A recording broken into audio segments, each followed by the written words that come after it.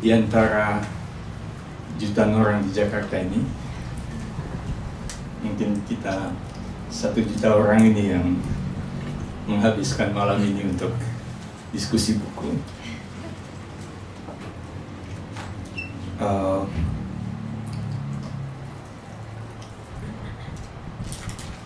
Waktu kita mulai menerjemahkan buku ini, itu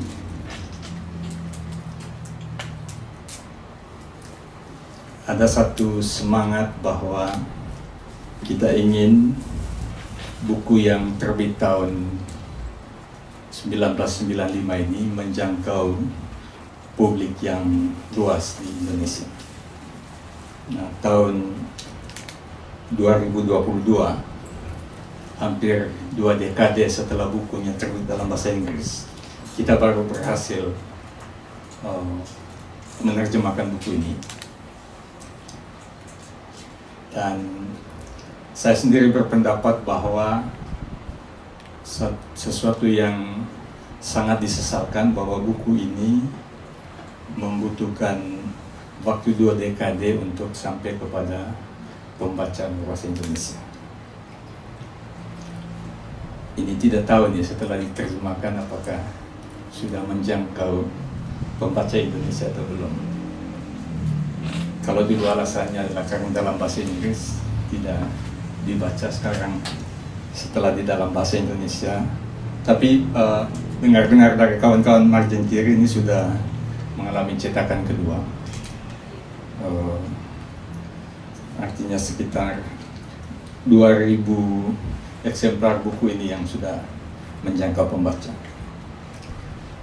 Ada beberapa alasan mengapa saya berpendapat bahwa satu kerugian besar bagi dunia akademik tapi juga pembaca buku Indonesia, buku ini terlambat diterjemahkan 2 dekade. Pertama, ketika sekarang kita ramai bicara soal dekolonisasi pengetahuan, termasuk dekolonisasi pengetahuan antropologi, dan tren itu misalnya datang dari pemikir-pemikir misalnya di Amerika Latin atau yang bukunya juga sudah diterjemahkan dalam bahasa Indonesia, misalnya Linda Tuhiwai-Smith dari New Zealand, Decolonizing Methodology.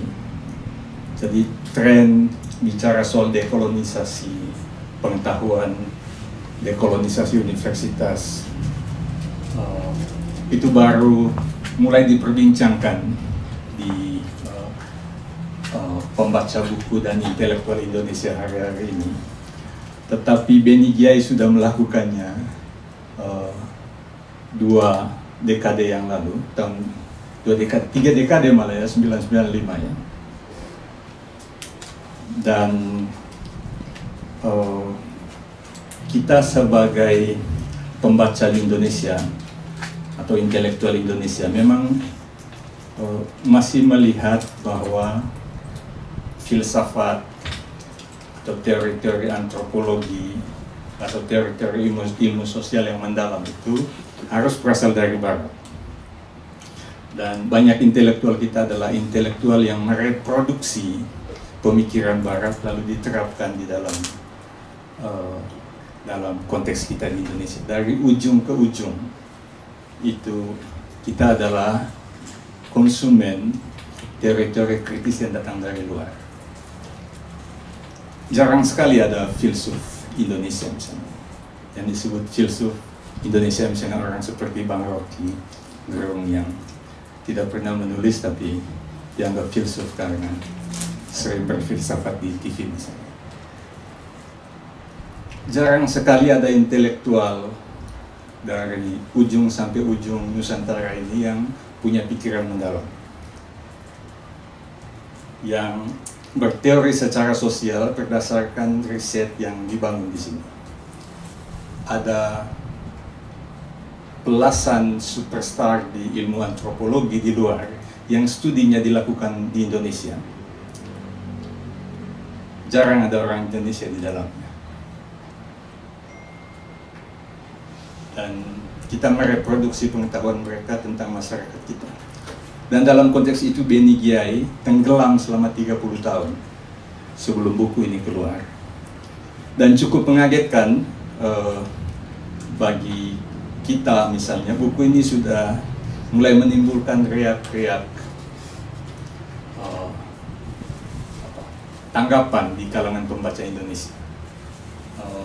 Bulan Juli kemarin kami di Jogja hadir di bersama Bapak Beni hadir di konferensi studi Asia, di mana panel kita yang bicara tentang buku ini itu memang penuh sampai orang duduk di lantai.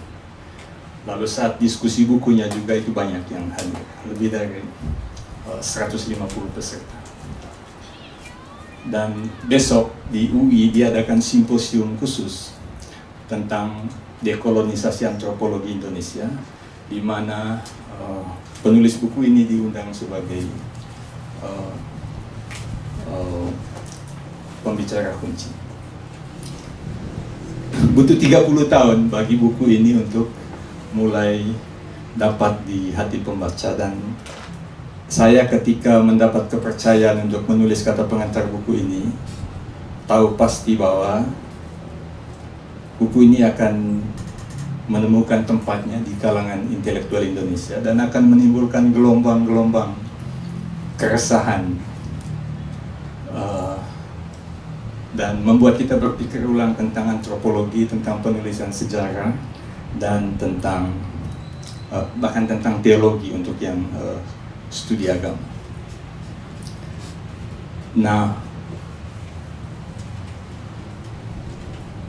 dalam konteks itu saya merasa bahwa ini adalah salah satu dari segelintir buku yang ditulis oleh orang Papua dan orang Indonesia yang sebenarnya dengan kualitas yang setara dengan buku-buku yang kita sembah yang berasal dari intelektual dari luar. Tetapi tentu tugas saya sebagai orang yang menulis kata pengantar adalah hanya untuk mengantar.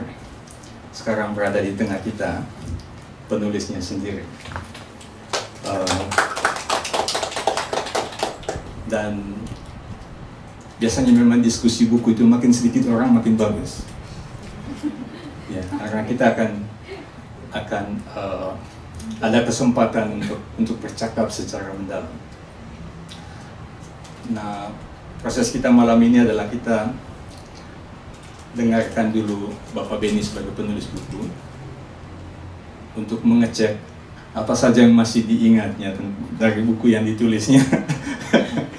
Mungkin Bapak bisa cerita sedikit tentang buku ini dan bagaimana menjadi seorang penulis yang kemudian setelah 30 tahun bukunya terbit di dunia internasional dan menjadi rujukan di banyak negara, baru mulai diperbincangkan lagi oleh anak-anak muda, oleh dosen-dosen, oleh penikmat buku di bahasa, di komunitas bahasa di mana Bapak Beni juga bicara. Dan siapa Sakyus Pakage dan mengapa Sakyus Pakage dan komunitasnya penting untuk Papua, penting untuk proyek intelektual dan proyek politik Bapak Beni, politik dalam arti luas, dan mengapa buku ini seharusnya dibaca secara luas. Silakan.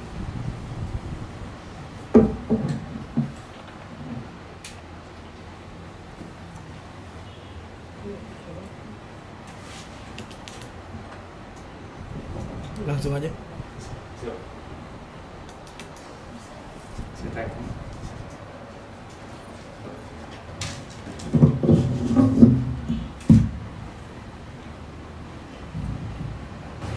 Iya, tadi saya terima kasih untuk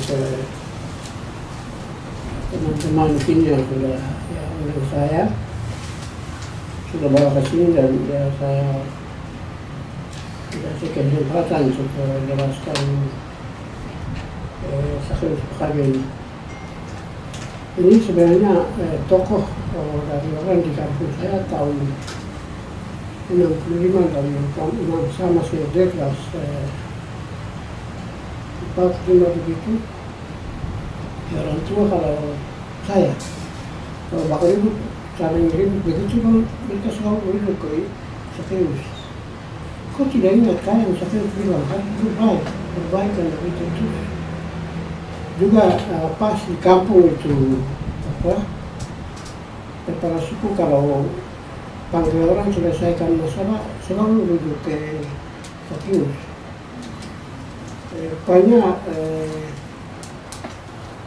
dan dengan Pak begitu masuk sekitar di ingatan orang di kampung saya. Sakeus adalah guru yang menurut mereka mengorganisir komunitas yang belakang menjadi komunitas Sakeus kampung saya.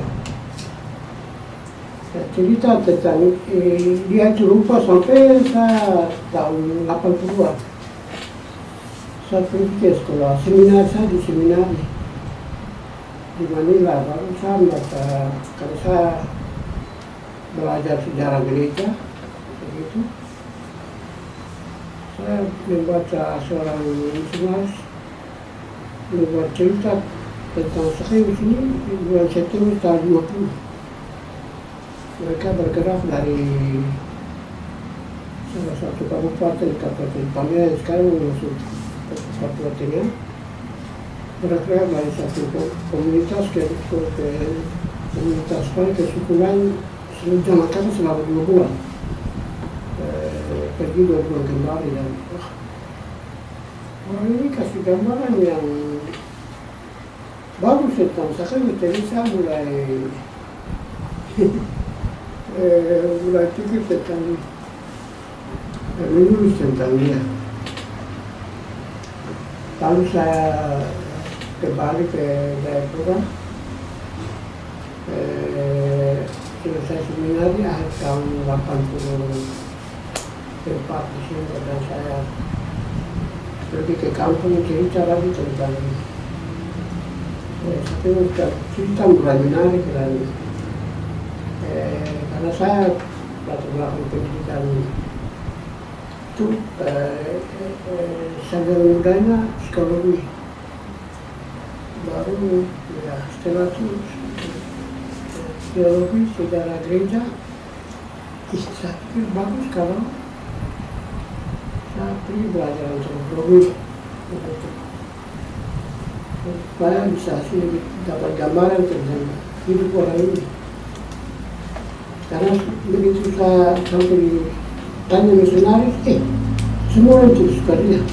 Karena dia seperti orang itu bawa ajaran sesat, ajaran yang bengkok, ajaran yang membingungkan banyak masyarakat di Papua Tengah tahun 1950-an. Dan itu saya mulai kumpul informasi tentang ini, semua orang tidak suka saya. Apa yang sama dengan orang ini tadi? Kalau begitu saya pergi ajukan permintaan permohonan beasiswa ke Belanda di sini, dan mereka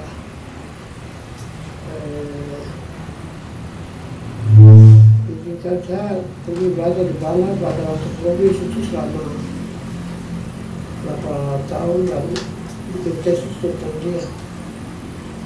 Dan yang heran tuh banyak pejabat yang sudah wawancara tentang laporan tentang ini ada di situ.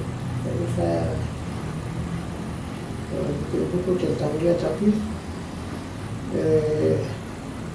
saya kira suara dia ini semua yang dia buat tentang dia ini dianggap, tapi tidak boleh. Itu karena ya, pas dia berhadapan dengan barang minggu yang sengaja tidak memberi ruang, dia dianggap menghancurkan gereja. Ternyata setelah saya selidiki, jadi orang dia punya perjuangan panjang. Jadi mulai bulan Mei tahun 43 jalan kaki dari Palembang ke Portugal, jalan kaki ikut beserta dengan beberapa rombongan pemuda Belanda. Bulan Mei sampai bulan akhir Desember tahun 43 dia sudah sampai di Merauke, dan dari situ dia dibawa bersama beberapa orang masyarakat lain termasuk pejabat Belanda. Mereka pergi ke Australia sebagai informan untuk perang sekutu, dan setelah kembali jadi kirim sekolah teologi di Makassar tahun 46 dari 46 sampai tahun 50. Tahun bulan Agustus tahun 50 baru dia bermasalah di situ karena masyarakat di 3 kabupaten itu, dan sekarang 3 kabupaten wilayah tempat dia bekerja selama 4 tahun, tahun 50 sampai 60 ini semua dalam kondisi memberontak melawan Jepang lah, Belanda lah, badan sending Amerika lah. Jadi soalnya terjadi itu macam mereka semua masyarakat yang tidak suka orang Barat itu sambut dia sebagai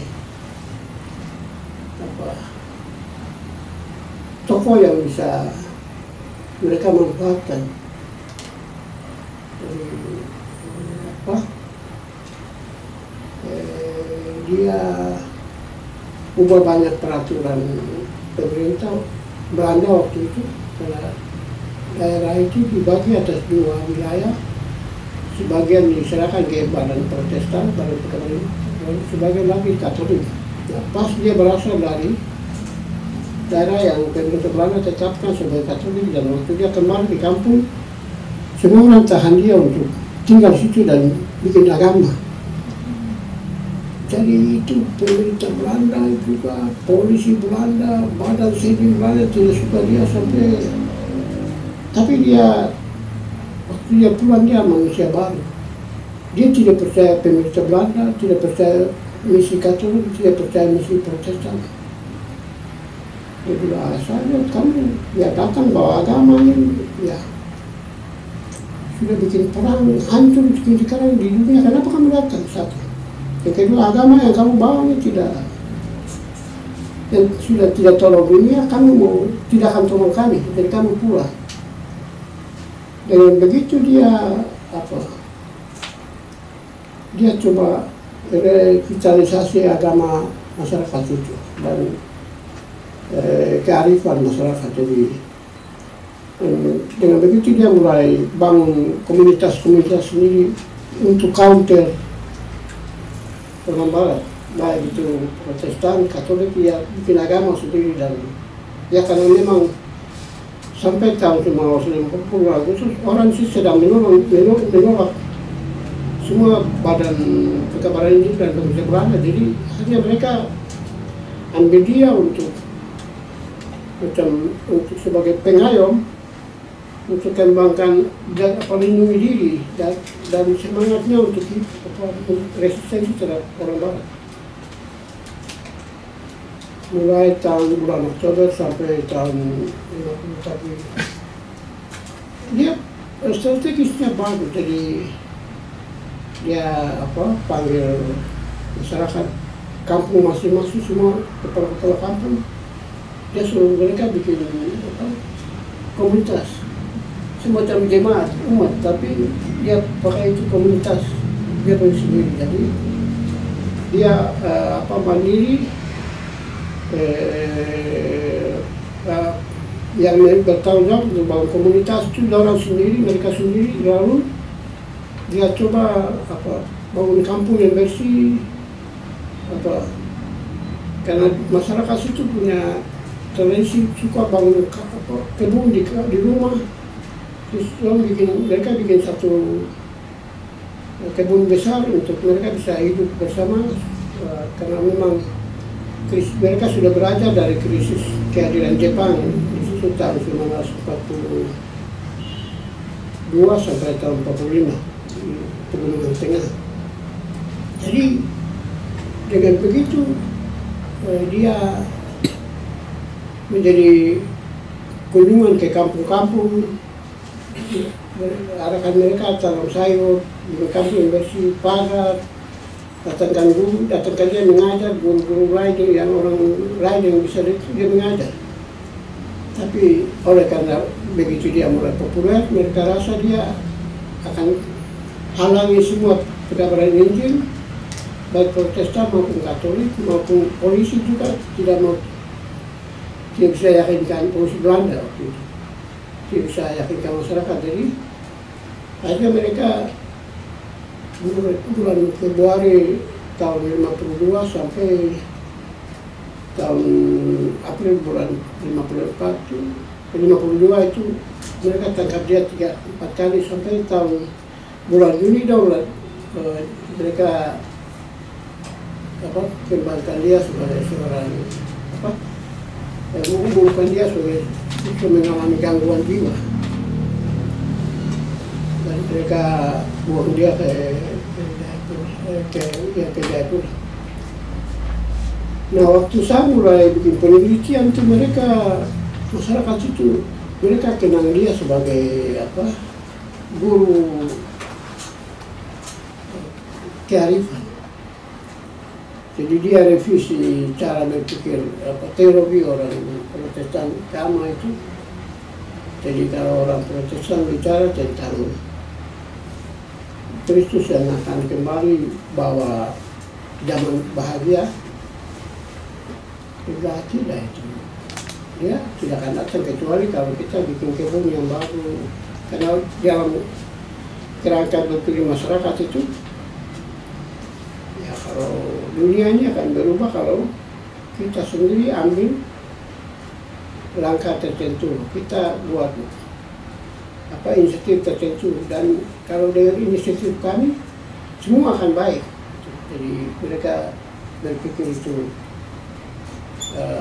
kebaikan yang besar akan datang kalau kita bikin kebaikan sendiri, kita sendiri mulai. Lalu ya orang berpikir kopunya saya punya. Jadi wilayah panen ini akan baik kalau kita perbaiki ini, kita punya ini, dan Tuhan akan bikin dia punya bagian. Jadi semacam agency, semacam kok mesti ambil sesuatu daripada orang Barat, Amerika yang datang mengajar. Kita hanya berdoa dan semua baca kitab suci dan semua akan baik. Itu dia tolong. Jadi dia mendorong semua orang untuk aktif melakukan kebaikan dan kebaikan Anda bekerja mengharapkan kemajuan tidak akan terjadi. Jadi itu ada banyak hal ya dia ciptakan. Nah, masalah terjadi ketika tahun pertengahan Juli tahun 22 dia dibuang ke Jayapura ke rumah sakit jiwa, dan semua masyarakat itu beberapa sebagian itu menduduki kantor kecamatan dan terjadi masalah. Tahun 52? 52. Dia baru mulai kegiatan tuh nih. Akhirnya pemerintah bekerja sama dengan ini. Itu pemerintah dan kepala suku banyak dipakai untuk yang dibayar ya. Jadi pemerintah Belanda datangkan banyak kepala suku yang untuk hentikan dia punya pengaruh itu dengan kirim mereka kayak manuk ke Ambon, ke Biak, untuk mereka cari kulit kerang yang dipakai sebagai alat batu. Nah, yang hebat itu komunitas ini berkembang sampai di beberapa kampung tentu masih ada, dan memang hidup sampai tahun 80-an. Cuma memang itu saya selalu berpikir kita pernah pergi ya dengan Cipri satu kampung tahun 2016 ya, yang masih ingin mempertahankan dia punya ajaran, dia punya program. Di Logia kita belum pergi, tapi masih ada. Yang paling saya sesalkan dengan gerakan ini, kita tidak berhasil hadirkan anak-anak dari komunitas ini untuk dapat pendidikan yang baik, untuk jaga spiritualitas yang sangat energetik, sangat berfokus ke depan, tapi dengan memajukan diri sebagai pihak yang merebut masa depan yang baik, tidak seperti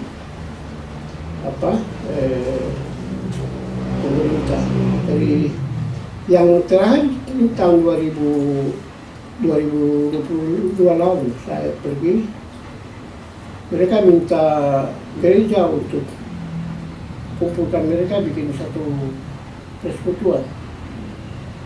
Saya harap ini bisa terjadi, tapi warisan Sakeus ini dari segi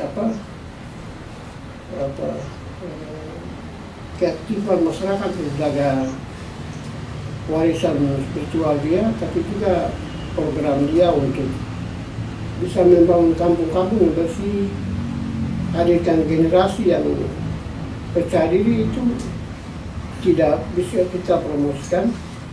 Memang harus saya bilang ya, ini komunitas-komunitas ini mulai tahun 63 sampai ya, hari ini besar bertumbuh dalam konteks operasi militer di daerah yang paling berat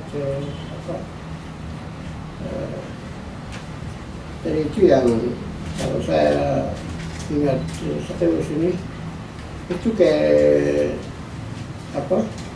dia punya inisiatif untuk hidupkan agama, kearifan masyarakat yang sudah menjadi mesin penggerak pembangunan tahun 1950-an sampai ini, yang kami tidak ambil tidak ada kreativitas kami untuk menghadirkan tokoh ini.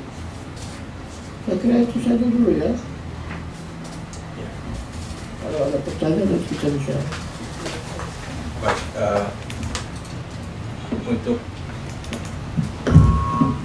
khusus untuk teman-teman yang belum sempat membaca bukunya, jadi cerita buku ini berpusat pada tokoh yang namanya Sakeus Pakagiutu dan komunitas-komunitas yang tumbuh berdasarkan inspirasi dari gerakannya. Dan dia meninggal tahun 70 di daerah Paniai, tapi juga sempat di akhir hidupnya turun ke Jayapura dari pegunungan. Dan nama komunitas-komunitas yang dibentuknya itu atau yang terinspirasi oleh gerakannya itu disebut, mereka menyebut dirinya VG Mana, artinya komunitas yang hidup dari nilai-nilai yang sudah ada. Tetapi misionaris dan pemerintah Belanda, kemudian pemerintah Indonesia waktu itu menyebut mereka VG Bage, yang artinya sama dengan istilah yang sekarang Jakarta terapkan untuk kawan-kawan yang ada di gunung di Papua. Gerakan pengacau keamanan. VG Bage itu disebut gerakan pengacau keamanan dan ketertiban. Jadi Sakeus ini mengembangkan teologinya sendiri. Jadi dia dididik oleh misionaris, lalu ikut mewartakan Injil di kalangan sukunya sendiri.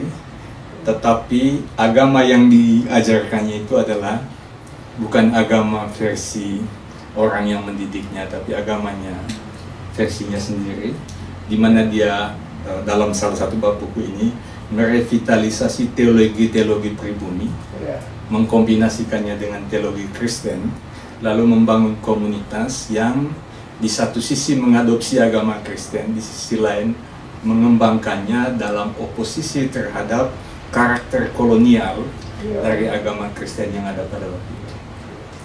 Muncul banyak resistensi sosial di sana waktu itu, termasuk yang paling besar adalah perang di Obano tahun 1956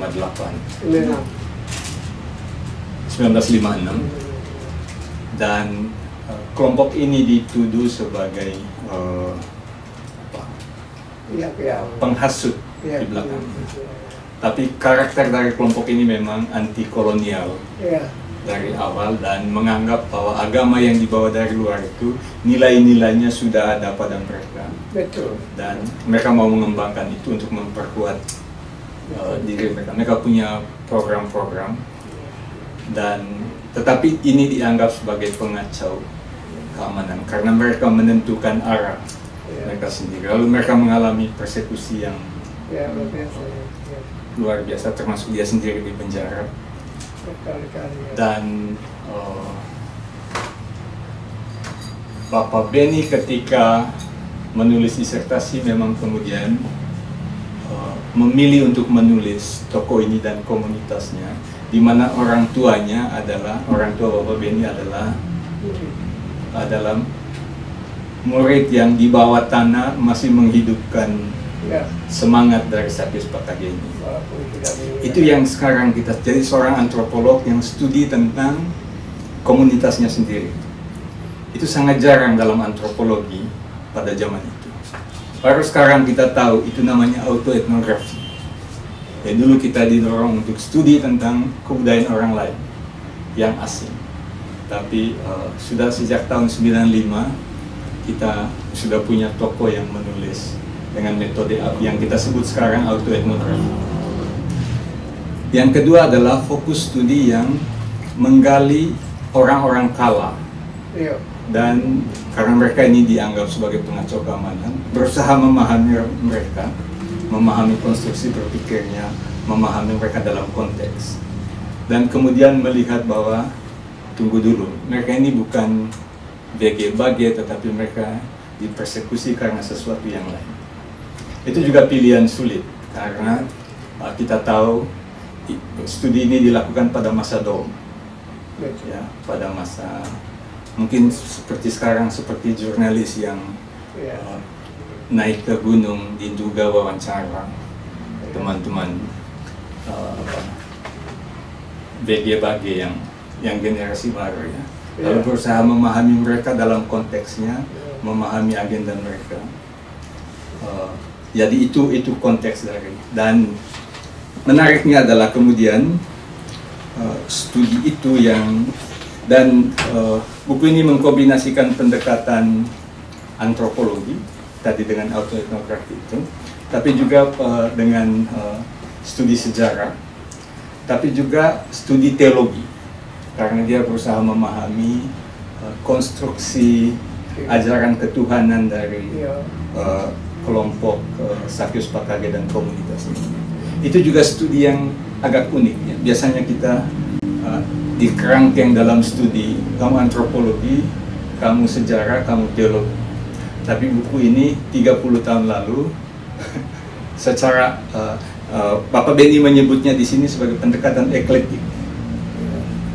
Eklektik artinya dia mengkombinasikan itu yang sekarang kita ada sebut pendekatan multidisipliner. Jadi dia sudah melakukannya 30 tahun, multidisipliner atau transdisipliner. Tadi autoetnografi, kemudian multidisipliner, dan juga sangat jarang bahwa orang mengkombinasikan studi tentang manusia, antropologi, dengan studi tentang Tuhan, ya, teologi, dan kemudian menghistorisasi semuanya itu. Dan hal lain adalah yang ingin saya highlight adalah buku ini kemudian melihat orang Papua sebagai agen yang berdaya, yang punya respon sendiri terhadap misi dan terhadap kekuatan yang datang dari luar.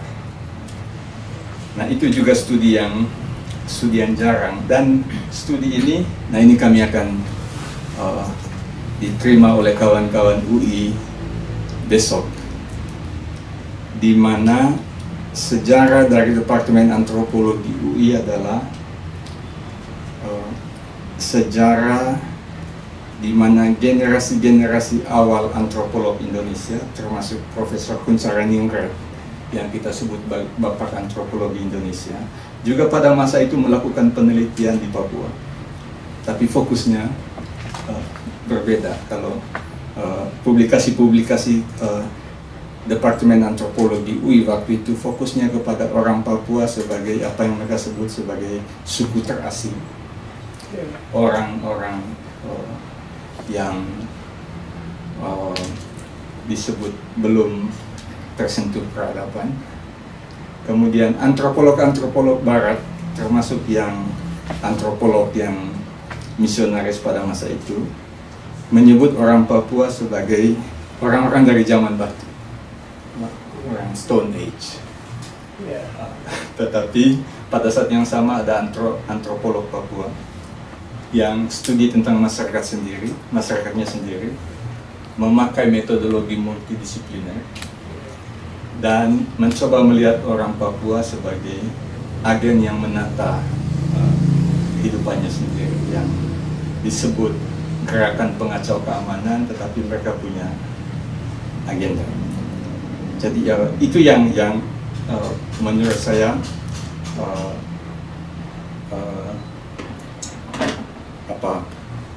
itu juga yang membuat kami berkomitmen untuk menerjemahkan buku ini, dan mungkin ini salah satu studi pioner dalam cara berpengetahuan di Indonesia. Jadi saya ingin menambahkan bahwa mudah-mudahan buku ini didiskusikan di kalangan yang lebih luas, antropologi,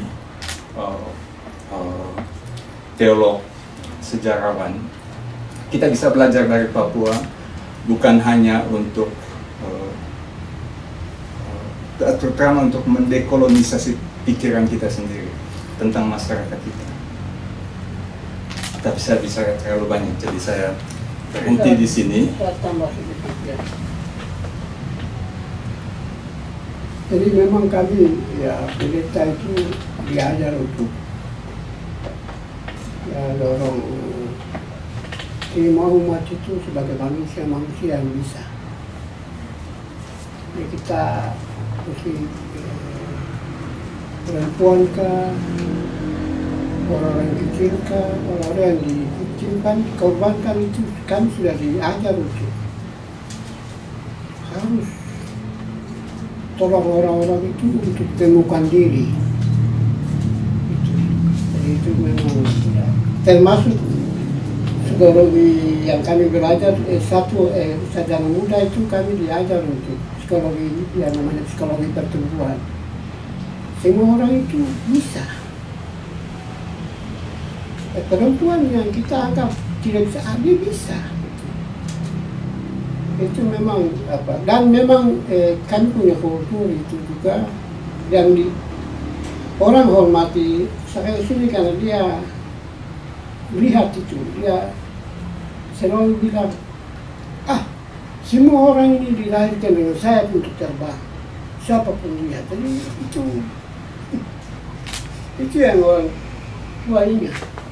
Kalau satu orang tidak bisa terbang, tidak bisa jadi orang terbaik, bukan orang itu yang salah, mungkin keluarga, mungkin masyarakatnya, mungkin kampungnya. Jadi itu optimisme serius ini. Jadi itu memang orang tua ingat dia itu karena dia posisikan semua orang itu sama. Itu. Dalam bahasa kami bilang itu sudah tuan. Jadi semua orang sudah sayang. Jadi hal yang sangat penting untuk saya sebagai manusia, sebagai pendeta. Sampai hari ini saya selalu berpikir semua orang bisa. Kalau orang tidak bisa, mungkin karena saya sebagai pendeta tidak arahkan orang itu. Jadi itu memang betul. Jadi dia sangat humanis, dan oleh karena begitu dia marah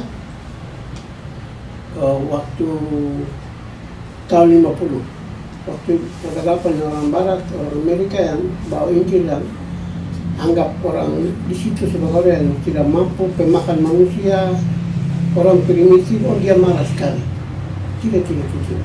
Dia sebut orang Australia yang waktu dia di Australia tahun 44, 45 terlibat dalam perang.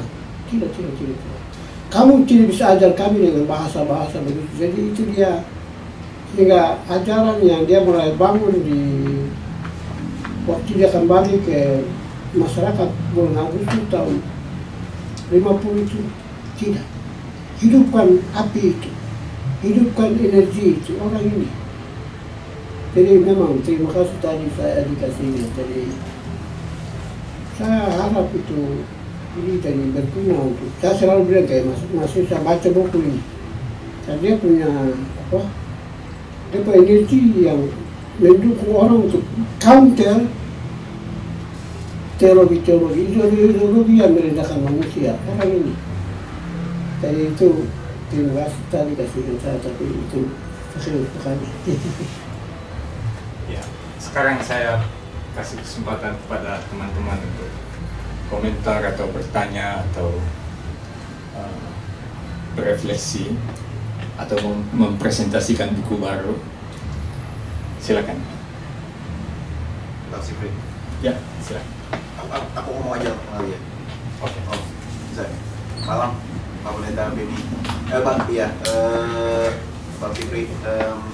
Sebenarnya aku selalu suka satu bagian di buku itu yang ada waktu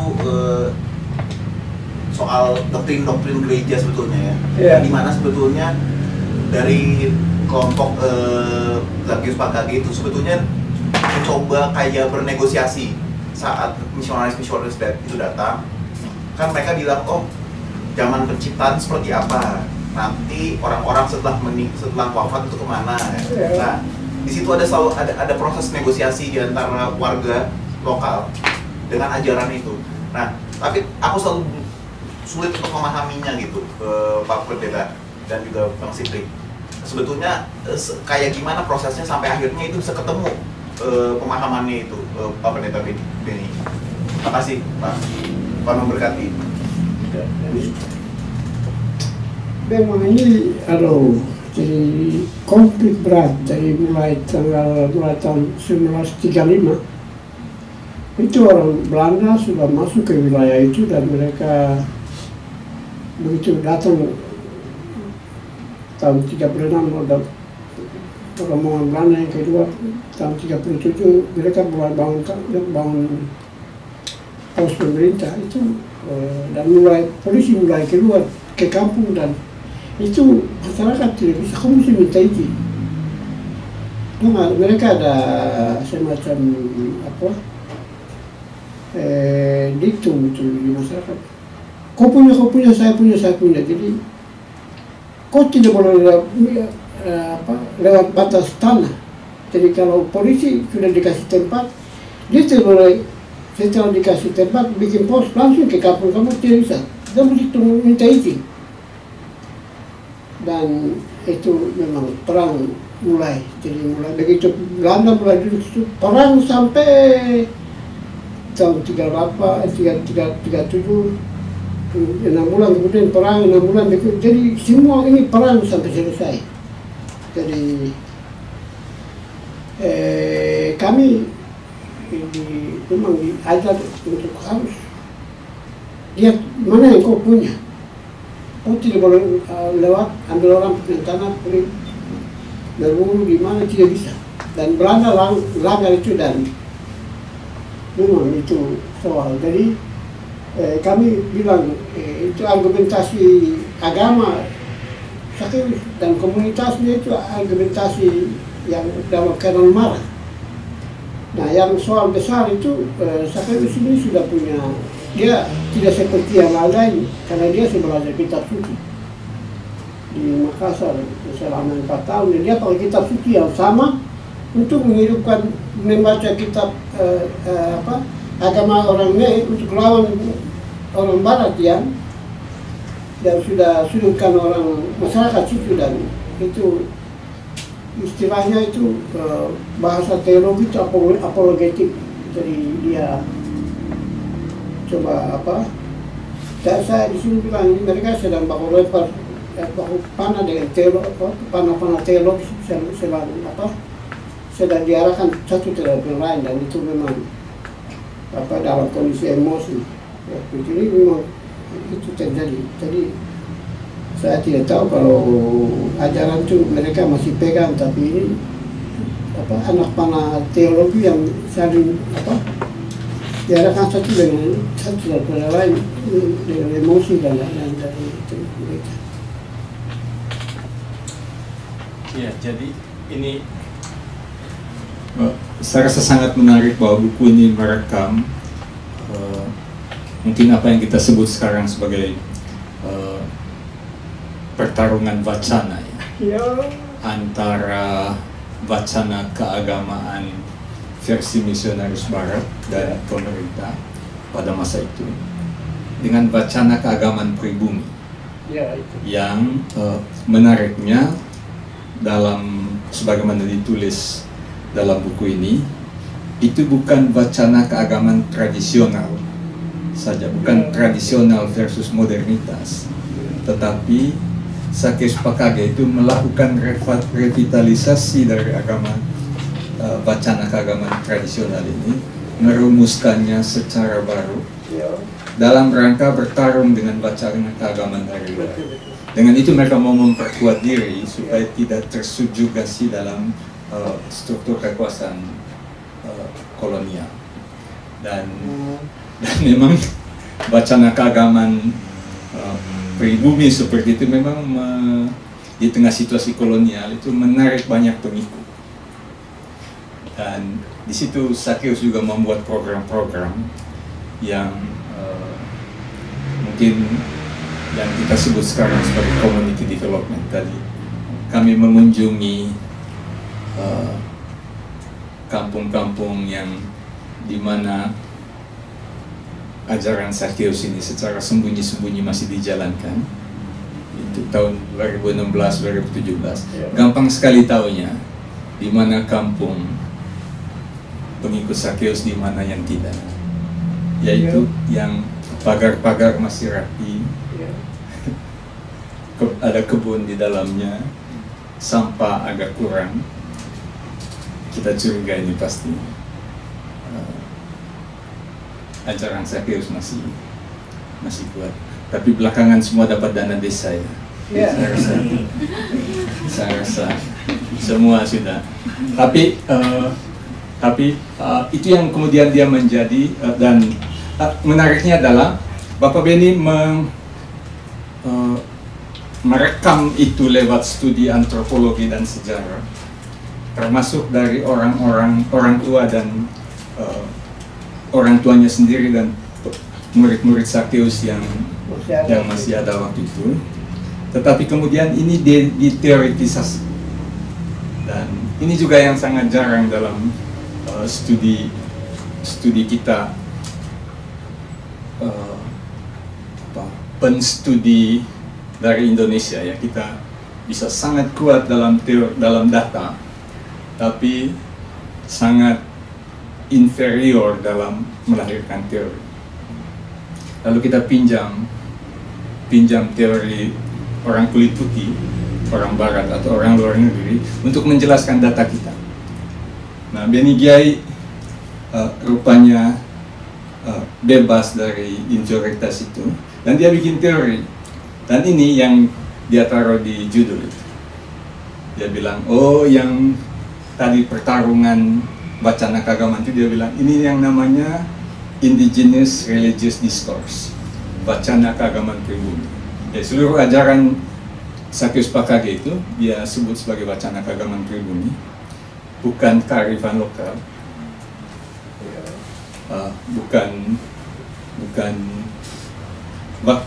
dan itu terjadi pada saat banyak antropolog lain, termasuk antropolog luar negeri, antropolog Indonesia, menuduh kelompok seperti Sakyus Pakage ini sebagai kelompok kargo, terorisme. Tapi Beni Giai bilang, ini namanya wacana keagamaan pribumi, yang adalah hasil revitalisasi pandangan keagamaan tradisional dalam konteks baru yang dirumuskan dalam oposisi terhadap dominasi asing, dominasi Ogai yang datang ke tanah mereka pada waktu itu.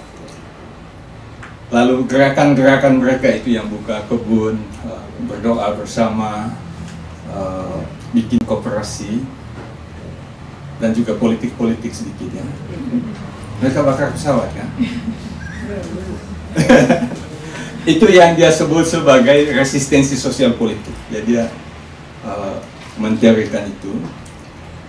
Dan konsep yang ketiga itu transformasi sejarah orang Mie. Itu termasuk, itu kemudian yang membuat buku ini signifikan. Secara mendalam studi tentang, saya rasa sangat jarang satu wilayah adat di Indonesia yang proses proses encounter-nya atau perjumpaannya dengan kebudayaan luar didokumentasikan dengan cara baik seperti orang Mie di orang Paniai dalam buku ini. Itu sangat jarang. Biasanya misalnya buku tentang ini ditulis oleh misionaris ini atau oleh antropolog ini, tidak terekam dengan baik seperti di sini, dan kemudian menteorikan itu dan menyebutnya sebagai transformasi sejarah. Itu yang membuat menurut saya buku ini sebagai punya signifikasi dalam buku-buku yang ditulis oleh penulis Indonesia dan Papua. Satu lagi saya lupa, jadi memang ada konsep-konsep seperti yang agama Kristen punya, ada di masyarakat. Jadi mereka bicara tentang Mesias. Memang dalam kebudayaan itu pernah hadir seorang tokoh di satu kampung yang tampil dalam kondisi krisis. Dia bikin tanda-tanda heran, sembuhkan orang sakit, hadirkan makanan dan lain-lain. Masyarakat bunuh dia dan dia berjanji akan kembali. Jadi itu memang masalah perdebatan waktu itu. Jadi waktu orang Barat datang dan mulai cerita tentang Yesus, itu mereka bilang, kok bikin buku toh untuk tipu kami. Itu perdebatan itu di Biak juga, di Pulau Biak juga terjadi. Itu orang Biak itu mereka bicara adres misionaris yang datang sini, yang datang bicara kepada mereka tentang Kristus. Ini kok bikin buku baru datang toh mana? Jadi itu termasuk ide tentang Tuhan sebagai sang pencipta. Ada di dalam bahasa masyarakat setempat, dan kitab suci yang Sakyus belajar di Makassar itu dia pakai untuk dia dasar untuk kehidupan agama orang Mie, termasuk buku jangan membunuh, jangan mencuri, dan lain-lain, semua ada di masyarakat. Jadi mereka merasa bahwa Kristus atau Tuhan yang ada di dalam Alkitab ini, menurut mereka di dalam buku ini jelas. Ini kok bikin buku toh datang bukan. Menurut mereka, waktu orang Barat pertama kali datang ke wilayah itu bulan Desember tahun 35, masyarakat pikir, oh ini sang Mesias, kita akan kembali. Jadi orang Barat ini sedang datang menyaksikan Mesias akan datang. Jadi mereka tertawa. Terima kasih tadi. Mereka tertawa waktu misionaris mulai bicara di depan kepada masyarakat tentang Kristus akan datang. Dan tidak. Kau sedang bikin cerita, bikin macam ada Kristus yang kau punya. Padahal kau datang ke sini untuk sebenarnya mau menyaksikan dia akan kembali sesuai dengan berjanji.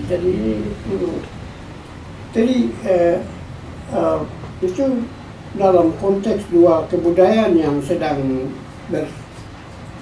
berbenturan dan ya Zakheus dan masyarakat itu menggunakan kitab suci yang mereka tahu untuk lawan kalahkan orang barat dengan gereja mereka bangun di situ. Dan ini memang ya, teologi ini seperti tadi Pak Subra ini wacana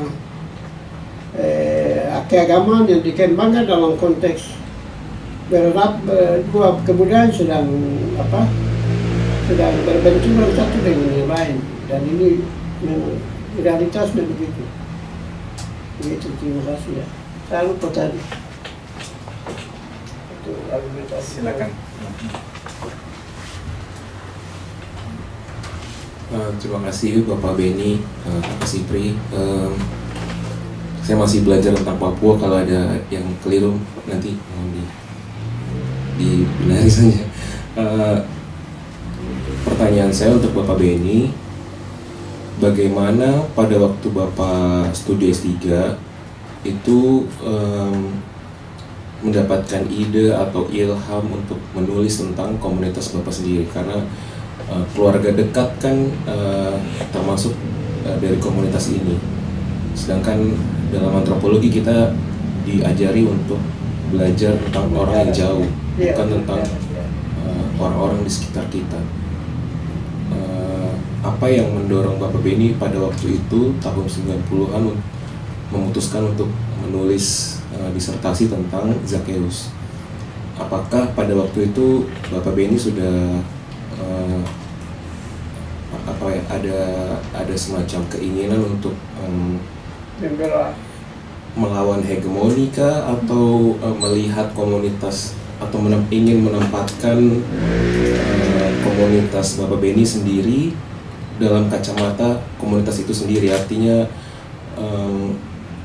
kalau antropolog di UI misalnya seperti Kakak Sipri tadi bilang, melihat orang Papua sebagai orang-orang dari daerah terpencil, tapi ini melihat orang Papua dari dunianya sendiri, bukan melihat dari jauh. Apa yang mendorong Bapak menulis itu, dan apa yang Bapak harapkan ketika menulis disertasi tentang Zakheus ini? Apa respon yang Bapak harapkan muncul, terutama dari komunitas di sekitar Bapak Beni sendiri dan Papua secara keseluruhan? Itu pertanyaannya. Dan yang kedua, dalam konteks Zakheus sebagai orang yang mungkin berusaha untuk melawan hegemoni atau membenturkan kepercayaan atau pola pandang masyarakat lokal dengan apa yang datang ke tempatnya, apakah tokoh-tokoh seperti Zakheus ini juga sebenarnya ada di daerah-daerah yang lain di Papua? Karena kalau di Papua, apa yang saya pelajari bahwa ada tokoh-tokoh yang seperti Ondo Afi di daerah Sentani. Jadi ada tokoh-tokoh yang menjadi semacam orang yang dipandang begitu. Tapi apakah sosok seperti Zakheus ini ada di daerah lain, sehingga apa yang diupayakan, yang diperjuangkan ini bisa scale up atau meluas secara keseluruhan di Papua, atau pada waktu itu hanya di Zakheus saja? Terima kasih Bapak Beni. Sebelum Bapak jawab, saya lihat tulisan di depan ada buku, kopi, dan musik. Ini kita ada kopi kan? Ada. Kita boleh pesan kopi ya? Boleh. Silakan teman-teman. Yang mau minum kopi bisa Ada free langsung ke coffee. sana ya. Iya. Kita kasih, ada 3 pertanyaan itu, tapi saya rasa itu akan memicu Bapak untuk bercerita banyak tentang keputusan studi tentang komunitas sendiri. Sementara antropologi zaman itu harus studi yang jauh. apa harapan dari penulisan buku ini, dan apakah Sakeus ini tokoh tunggal atau ada yang lain? Jadi betul, jadi memang di Sakeus ini gambaran orang di kampung saya, kemudian gambaran orang Barat Amerika yang sudah kerja dengan dia, kemudian gambaran seperti dalam buku ini hasil laporan dari orang Belanda yang dia. Jadi saya pikir nanti orang lain dan gereja Katolik di wilayah itu yang laporannya tidak ada, karena dia masuk di wilayah yang orang Katolik punya, dan pasti Katolik ini laporan bagus-bagus pasti ada. Jadi saya sedang pikir nanti orangnya akan bikin buku tentang Sakeus yang lebih lengkap. Itu yang pertama. Yang kedua itu jadi betul. Jadi orang di kampung saya hormat dia. Kalau orang konflik, orang rujuk dia sebagai seorang yang suaranya harus didengar untuk damai. Padahal kami ada banyak pelita waktu itu. Apakah itu bias atau tidak, saya belum tahu. Tapi menurut saya dia orang yang mereka dengar waktu itu. Nah, waktu itu dia sudah di tahun 65 dia sudah di Jayapura. Jadi itu yang kedua. Yang ketiga itu dia punya orang punya kata-kata tentang dia. Dia percaya bahwa semua orang bisa. Dari itu. Tapi laporan yang mereka tulis tentang dia semua yang tidak baik. Dan kebanyakan itu saya dapat di orang Amerika yang saya di kantornya di Amerika, dan semua bias. Jadi saya tidak percaya. Karena ini diproduksi dalam rangka mereka mempertanggungjawabkan apa yang mereka lakukan di atas, dan menurut mereka dirusak oleh tokoh ini.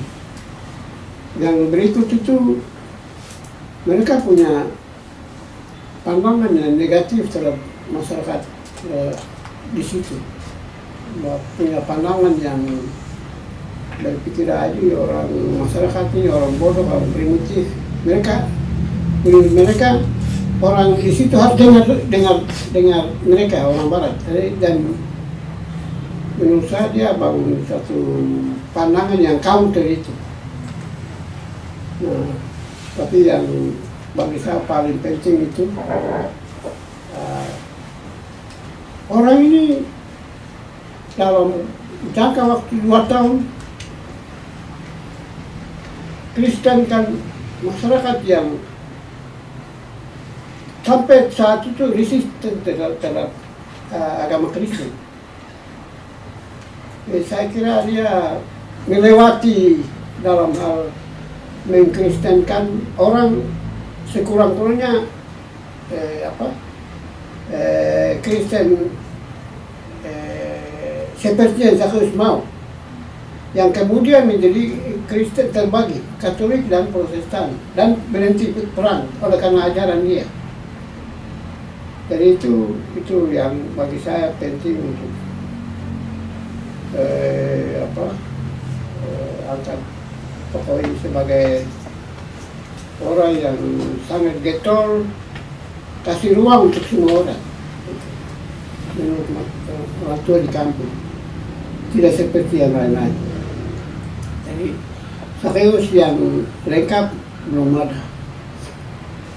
Ini Sakeus yang digambarkan oleh beberapa unsur masyarakat di kampung saya, orang Amerika yang bekerja dengan dia, yang nasibnya kita temukan Amerika, dan orang Belanda yang kerja dengan dia, yang mewawancara dia dan masyarakatnya waktu mereka kunjungi dia di komunitasnya tahun 52, 53, 55. Gitu. itu Zakheus ya. Saya tambahkan sedikit sebelum masih ada pertanyaan kedua yang baru Bapak jawab ini. Itu juga satu keunikan metode yang Bapak Beni lakukan dalam buku ini. Biasanya orang kita studi sejarah perginya ke arsip. Misalnya sejarawan berarti harus ke Belanda karena banyak arsip kita di Belanda.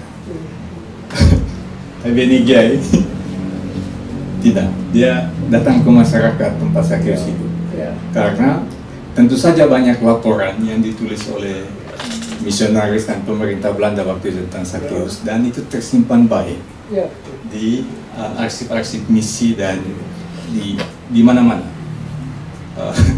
Tapi dia memutuskan untuk tidak memakai itu. Dia datang ke komunitas di mana Zakheus berasal dan yang kemudian memiliki memori-memori oral history tentang atau oral archives tentang Zakheus Pakadi.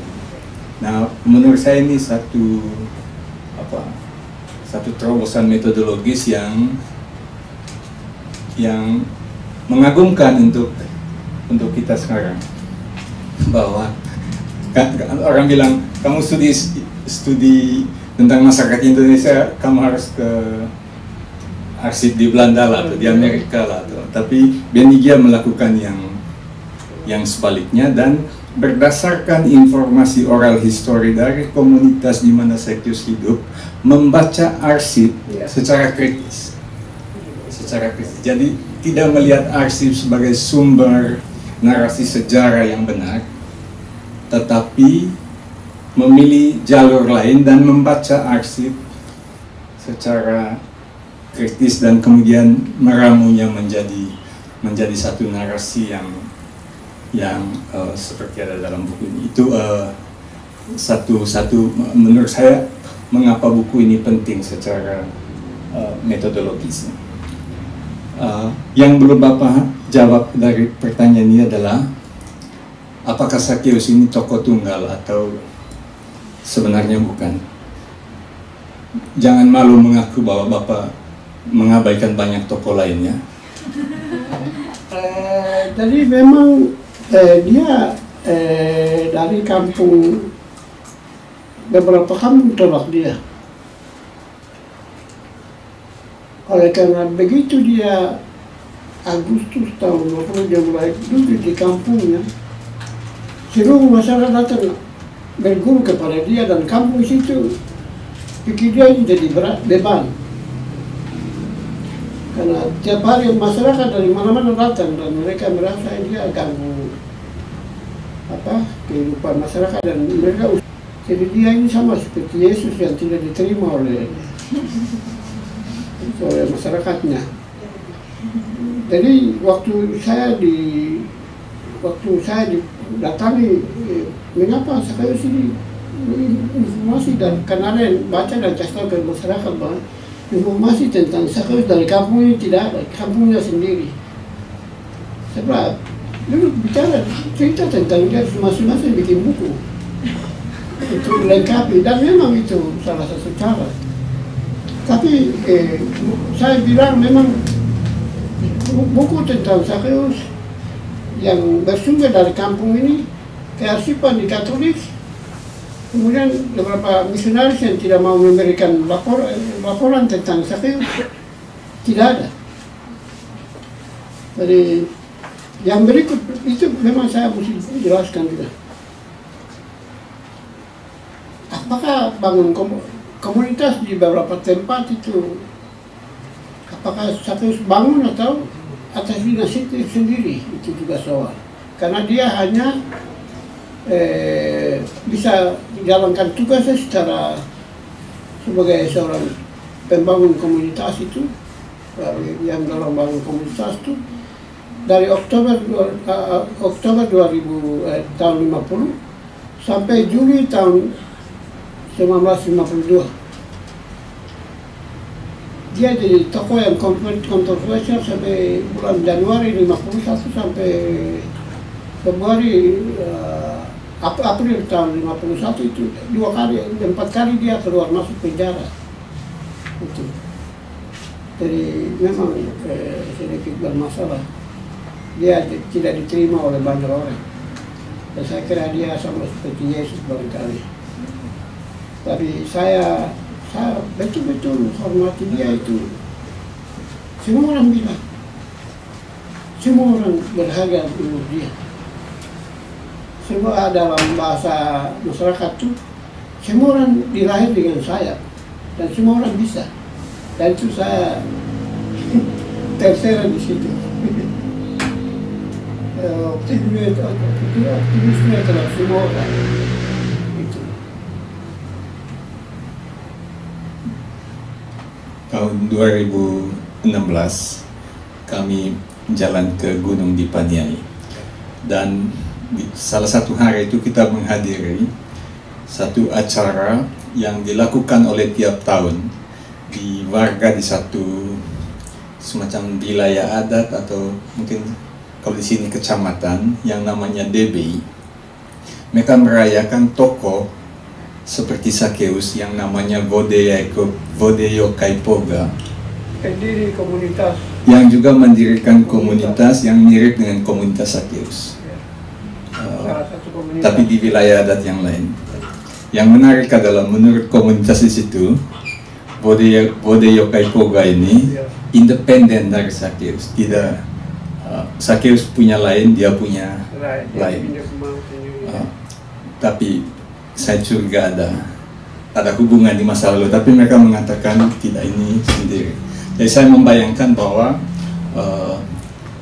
yang ada banyak tokoh seperti Sakeus di wilayah adat lain juga yang melakukan revitalisasi kebudayaannya dan bertarung dalam wacana keagamaan dan membangun gerakan sosial politik, tapi tidak terdokumentasikan. Yang satu-satunya adalah bahwa kita hanya punya satu Beni Kiai yang melakukan studi itu. Saya curiga di kampung saya juga ada, tapi dan sebenarnya saking tidak ada yang ikut metode itu, lalu Beni Kiai melakukan studi-studi lain dengan pendekatan itu. Teman-teman ingat buku-buku lain yang ditulis oleh Beni Kiai adalah misalnya buku tentang Josefa Alomang, tentang pejuang orang perempuan Amume, Josefa Alomang dan gerakannya, buku tentang Teis Eluai yang kemudian dilarang Mahkamah Agung, masih dilarang ya Bapak? Kemudian buku tentang John Rumbiak dan beberapa tokoh-tokoh lain yang dalam konteks sekarang kemudian melakukan gerakan mereka sendiri. Nah, ini yang studi berpusat pada tokoh dalam konteksnya dan melihat mereka sebagai bukan saja sebagai korban dari sejarah tapi pelaku sejarah. Itu yang banyak produksi buku di Indonesia adalah ini sebentar lagi pasti ada banyak puluhan buku tentang Prabowo, tentang Bahlil, tentang Jokowi. Kalau dikumpul mungkin satu perpusnas lah. Tapi kita jarang sekali ada yang menulis buku tentang tokoh yang dianggap sebagai pengacau keagamaan, pengacau keamanan, tapi sebenarnya melakukan gerakan-gerakan resistensi. Menurut saya yang langka adalah bukan tokohnya yang ditulis, tapi yang langka adalah penulisnya. Mungkin Bapak bisa melamar jadi Menteri Pendidikan ya. Ada Departemen Kebudayaan sekarang. Menteri Kebudayaan, Bapak siap jadi penasihat. Dari ini ada satu perempuan Josefa Alomang. Saya juga pengacau keamanan, kan? Iya, jadi artinya perempuan ini dia di Freeport, di Tembagapura, Timika. Dia tahu mama punya sayur itu dia bisa dijual. Dia minta supaya perusahaan PT Freeport ini ambil sayur dari mereka. Tapi itu tidak bisa, dia perempuan biasa. Jadi pemerintah waktu itu datangkan sayur dari Surabaya dan mama punya dia apa itu tidak bisa dibeli. Jadi mama dia hamur sayur di Freeport. Saya bikin buku. Coba begitu buku keluar, semua laki-laki hantam saya. Ah, kau yang kasih dia pahlawan. Tapi saya hormati perempuan itu. Dia mewakili banyak perempuan lain yang lawan PT Freeport dan negara besar ini. Itu saya coba kasih ya, perhatian di situ, dan termasuk Keiserwa itu. Keiserwa ini yang bunuh ini Andika ini. Jangan terlalu kuat. Rumahnya, kantornya dekat sini. Ya, yang kamu tahu, yang kamu tahu. Saya khawatir nanti kantor dibom, jadi saya tidak mau bikin soal, tapi ya sudah. Tapi itu mereka bunuh, baru tahun berikutnya mereka mau ibadah dan mereka mau lihat, ingat tokoh yang mereka bunuh. Saya bikin buku. Lalu apa? Tokoh ini supaya masyarakat di waktu ibadah berikut itu mengenangkan pembunuhan, mereka bisa apa itu, bisa bagaimana dibunuh orang yang dibunuh, bagaimana kenapa, kronologinya dan lain. Ya, tahun berikutnya 2013 kita terbitkan buku dan saya punya rumah di tapi masyarakat senang, jadi saya senang itu orang yang, dan terakhir benar yang kemarin bilang ini, yang sebelum dia turun, yang itu dia datang ke Jayapura, bukan saya yang bunuh ya. Siapa yang tuduh kau? Semua orang bilang, siapa yang tuduh kau? Tapi kau datang mengaku tolong. Tapi itu mungkin sedikit kasih kembali bahwa orang ini berharga untuk masyarakatnya mungkin. Sama seperti Mauya Sepa tadi, saya kira dia urus orang, anak-anak makan, minum, dan dia berharga. Tapi saya dihantam oleh laki-laki semua, jadi mungkin saya salah atau nanti kita tanya siapa yang salah, Tuhan yang salah atau bagaimana. Baik, silakan teman-teman, mungkin ada komentar atau pertanyaan.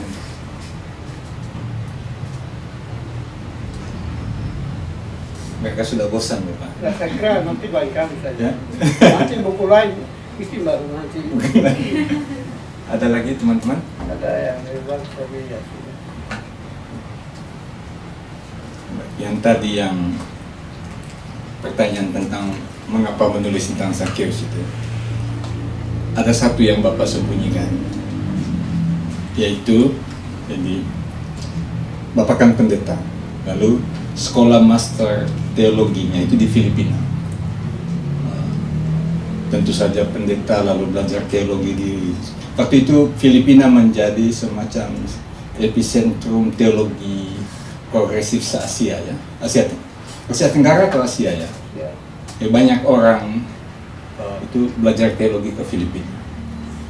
Dengan master teologi, Bapak ini pulang ke Papua, dia mengerti semua tentang teologi, tentang teologi orang Latin Amerika, orang Afrika, teologi orang Barat. Tapi dia tidak mengerti tentang orang Papua, tentang masyarakatnya sendiri. Dan ini bukan saya karang, ini dia sampaikan dalam salah satu wawancara kami.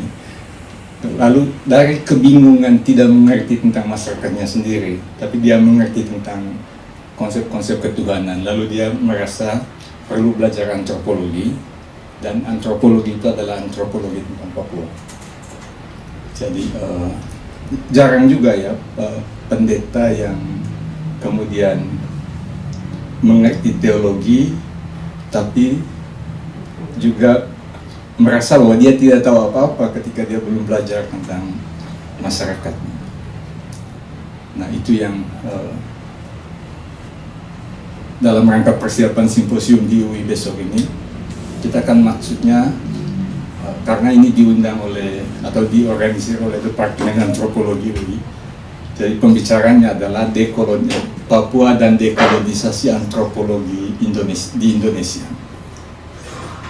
Tapi kita masih berpikir dalam satu disiplin, sementara Benny Giai melakukan dekolonisasi antropologi dan teologi dan sejarah sekaligus.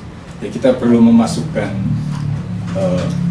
juga dekolonisasi teologi dan sejarah di dalam judul itu.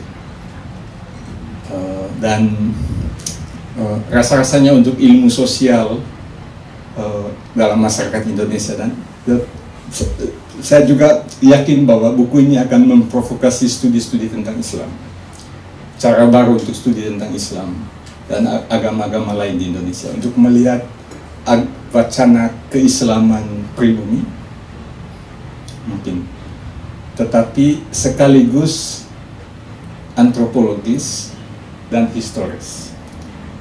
Ini akan, secara metodologis buku ini akan menimbulkan gelombang lebih lanjut menurut saya. Jadi Sakeus hanya sebagai case. Mungkin saya ingin tutup dengan itu sebelum kita lanjut dengan obrolan yang di luar forum ini. Saya ingin tutup bahwa menurut saya nilai terpenting buku ini bagi komunitas intelektual dan pembaca buku Indonesia bukan hanya isinya tentang selamat datang Bang Martua dan mari kita pas mau tutup ini. Tidak apa-apa, penting tetap. Ya, jadi pas yang paling intinya baru Abang dan Ibu berdua datang. Dan menurut saya kontribusi terbesar, mari silakan. Kontribusi terbesar buku ini bukan hanya isinya tentang Papua, tetapi menurut saya kontribusi terbesarnya bagi dunia intelektual Indonesia adalah metodologi. Ada banyak sekali terobosan-terobosan metodologis yang layak dipelajari dari buku ini. Mungkin begitu saja. Kita terima kasih kepada teman-teman margin kiri, teman-teman Kios Ojo Chaos. Ini sebenarnya nama lainnya BG Bage ini. Chaos kan. Baik, terima kasih sudah menerima kami dan terima kasih teman-teman untuk percakapan ini.